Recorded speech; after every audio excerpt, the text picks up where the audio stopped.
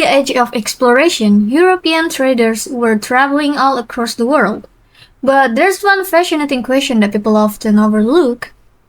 How did the European sailor communicate with the local people in the Middle East? Back then, Google Translate didn't exist yet. So, how did they communicate? The answer is interpreters. And the crazy part is that some of these interpreters were kidnapped and forced to learn foreign languages. One example was this young man who was taken by Spanish, taught Spanish, and training to be an interpreter, so the Spaniards could communicate with the Inca Empire.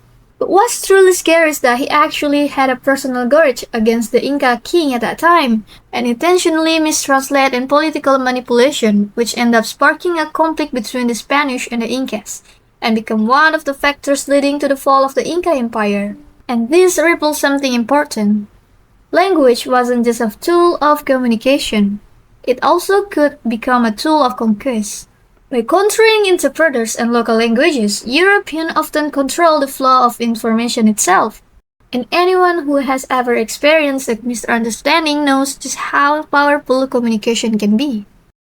Whoever controls the message can shape reality. They could decide what information each side received, they could spread misinformation, they could even turn different groups against one another. In many colonies, Europeans also promote the idea that European languages were civilized language, while local languages were somehow inferior. We can even see example of this in Indonesia. During Dutch colonial rule, schools that taught Dutch were generally reserved for certain local elites.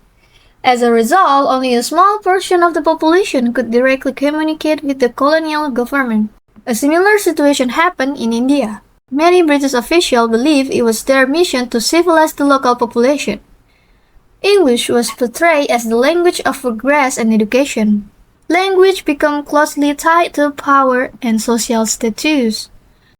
But interaction between people of different languages existed long before European colonialism. International trade had already connected distant societies for centuries. Merchants often relied on what we call a lingua franca, a common language used to communicate with foreigners. Sometimes these shared languages develop naturally through trade. In other cases, they spread through conquest and political power. For example, after the conquest of Alexander the Great, Greek became widely used across large parts of the ancient world.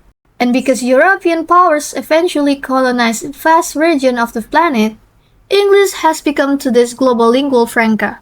But there is another fascinating way people communicate in the past. Sometimes they create entirely new languages.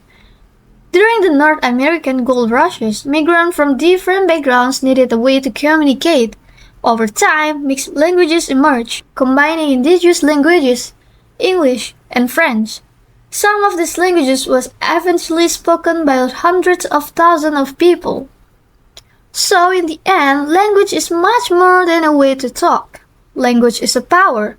Throughout history, it has shaped alliances, influenced empires, and even been used as a tool of colonization. Because whoever controls language often controls which truths are heard and which story are remembered, and sometimes the fate of entire civilization.